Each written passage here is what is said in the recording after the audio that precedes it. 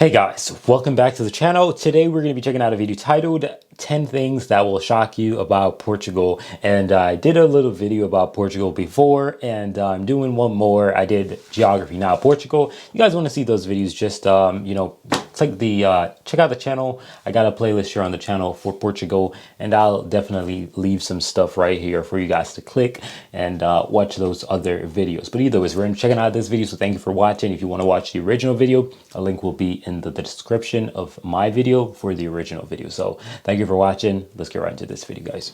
Hola, fellow travelers. Mark here with Walter's World, and we're in Lisbon, Portugal, my old stomping grounds. I lived here for 5 years. I love Portugal, but even a place I love like Portugal, I know there's things that'll shock a tourist when they come here. So what we have for you today are the 10 things that are going to shock you when you come to visit Portugal.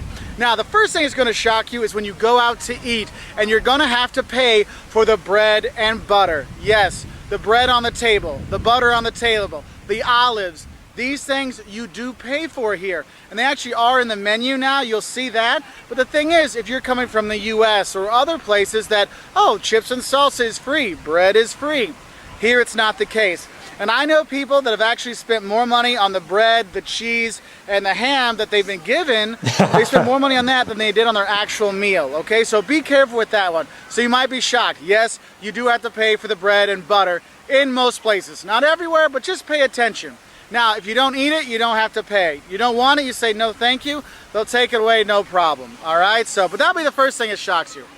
The second thing that may shock you is also to do with the restaurants, is the fact that a lot of the places will close the kitchens between 3 and 7 or 8 o'clock at night. So if you're a tourist and you're used to eating at 5 o'clock in the afternoon for dinner, realize you're going to have to go to more tourist areas to get dinner, okay? So there's places here in Lisbon that do open throughout the day, and the kitchen is all the time. But a traditional Tasca, like a family-run restaurant, they'll serve food from about 11 to about 3, and then they'll serve food again from 7 till 11 or 12. Now the thing is, the restaurants won't necessarily close during the day or during that off time. What they'll do is they'll have what are called salgados, like little savory treats, maybe croquettes of meat, or you can get a tosta mista, a toasted ham and cheese sandwich. But if you want, bacalhau à brás or bacalhau com natas or porco preto, the really awesome dishes here, it's hard to get in the late afternoon hours. So that's going to shock you. But just know, if you want the real Tasca Portuguese experience, you might have to wait for it, okay? The third thing that might shock you when you come here, and this is actually the first thing that shocked me the first time I came to Portugal, what happened? Portuguese bullfighting. Now, if you go to Spain, you see the ole stuff, and you see the swords and things like that. Portuguese bullfighting, they don't kill the bull in the stadium. And the thing is, it's more horse riding in the beginning. They ride the horses around to tire out the bull. And then there's a bunch of guys in these kind of funny outfits and green hats. They kind of look like Portuguese elves. They go out there and they literally, and they catch the bull. I'm not kidding. The bull charges him, they catch the bull. It is completely insane. When you see it the first time, it will shock you. If you're here in the summer or the fall, you might see it on TV and you're just like, what the heck? Yes, what? Portuguese bullfighting where they actually catch the bull, it'll shock you. The fourth thing that might shock you when you come to Portugal, especially if you come from the US, is the Portuguese love to smoke. They smoke a lot here, and you'll see people out. I don't know why everybody always be like Americans smoke. I always notice it. Like, a lot of people always, mention how much people in Europe smoke, and I'm like, but Americans smoke too. Like, I mean, you walk the streets in America, you see the things on the floor, like, and you know the little lip protection thing that you can have when you put on a cigarette. You see those like literally on the floor, like so many. Like, Americans smoke.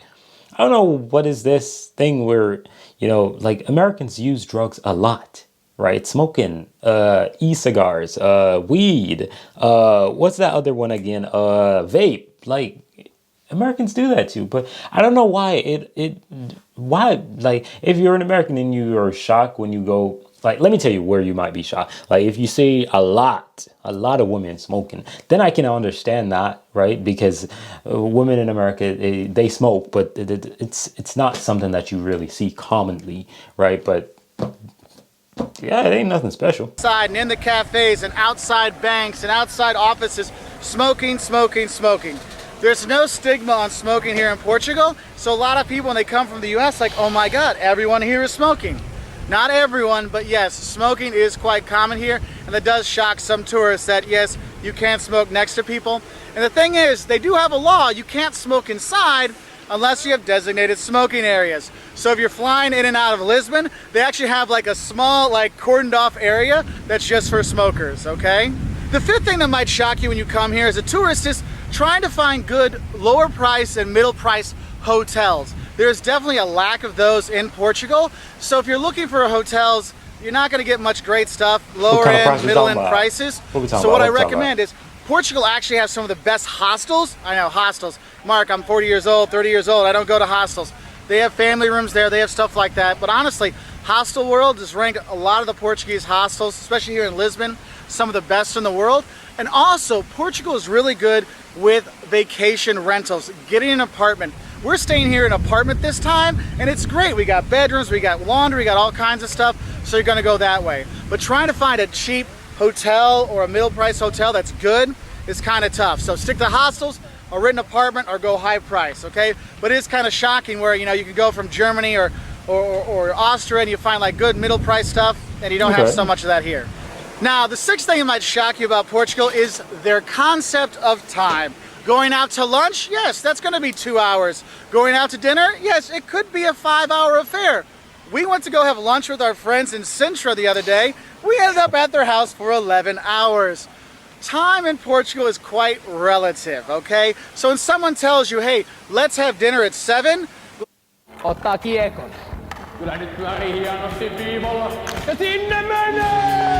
they probably mean is 8 or later, okay? So don't be surprised. So if you meet Portuguese people and they're really nice and they speak English really well and they invite you to do something and they say, oh, let's meet at 8, you just say, hi, I'm from a country where 8 o'clock means 7:55. When should I be there? Okay, so just do those things. It'll make your life a lot easier. But the concept of time here does get some of the tourists upset because they're always getting a coffee or having a cigarette or things like that. Now, the seventh thing that may shock you about Portugal and may give you white knuckles is the driving. Oh my goodness, it's like every Portuguese person has a little rally driver inside them and it's going shoo, shoo, shoo, shoo, shoo, shoo. It doesn't matter where you are in the country, it's like little rally drivers everywhere. And if you take taxis, which you will because they're nice and affordable here, you will feel that, oh my God, I'm going to die feeling. And the thing is, yes, they do drive kind of crazy here and they drive very fast. But one of the weird things is I found that if I'm in the crosswalk, they actually do stop for me.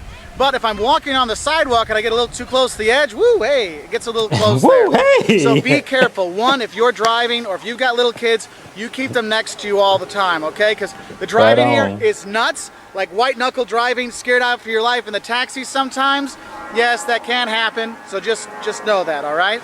Now, the eighth thing that might shock you is when you come here to Lisbon, you're gonna get somebody that offers to sell you sunglasses. And then you'll say, no, I don't need sunglasses. And then they'll say, oh, hashish, cocaina? You want like marijuana or cocaine instead? You're like, whoa. That escalated quickly. Look, these people, they're trying to sell you drugs. They're not selling you real drugs anyway. And Portugal has decriminalized most drugs. So the cops don't really do anything about it. It's just one of those little annoyances. But just know, if you're a tourist, and that's the key. Locals say, I don't see this very often. It's the tourists that get asked. Stand outside the Rosio station where you go to Sintra. There's a Starbucks there. There's people selling drugs all the time. We're there with some friends of ours. Their son is 15. Guy came up, would you like some drugs? We're like, no, thank you. I'm gonna go take a train to Sintra instead. Oh, okay. These kind of things. Dang. So they do ask you, hashish, marijuana, cocaina. Just say, no thanks, because they're not selling you real drugs anyway. It's all fake anyway, all right? But it does kind of shock people. And they've asked my mom, who's, you know, a little bit older than me, if she wanted drugs. She's like, no, thank you. So that might shock you when you're here in Lisbon. Imagine you see somebody pull up to your mom and be like, hey, oh, mama, you trying to get some cocaina? Ooh, that ain't right. More of a Lisbon-centric thing. Now, the ninth thing that might shock you when you come here is how affordable Portugal is. This is a cheap vacation. To stay, to eat, to travel. It is extremely affordable. Okay? Except the so hotels. When you come here, your money goes a lot farther. You know, you get one of the small beers here, it's €1. Okay, that same small beer in Sweden is like $8. All right, so you do have a much better time here. Your money goes a lot farther, and you see a lot of tourists that started to see that. So you get tons and tons of tourists coming to Portugal now for these great prices. So I tell people, you know, they're looking for a warm, easy place to go. I say, look, Portugal's great. A lot of the people speak English. They're very friendly. They got great food, and it's affordable. So it's a great combination. And there's direct flights all over Europe and to the US from here. So Philly, Newark, Really? places like that. It really makes it a great place to go. So you'll be shocked how affordable it is. You're like, wow, I can get all this stuff. Did they miss something up? No, they didn't. They got it right, okay? So that kind of shocks people how affordable it is here. And then the 10th thing that might shock you when you're here is you'll see the cobblestones here in Portugal, these little tiny squares put together, you know, and they have designs and stuff like that, and it's beautiful. But the thing is, they can be slick as snot. So if you're here and you see the water coming on me, this is from the fountain. This stuff can get very slick. And if you're wearing high heels and stuff like that, it can be very dangerous. So just be careful with the slippery pavement, because I've seen many a tourist go whoops and fall on their butt on the slippery pavement. Now it doesn't that always does rain look here in risky. Portugal, so it's not a big issue, but just pay attention because it can get very slick. And if there's dog poop there, you know, it'll obviously be slick too.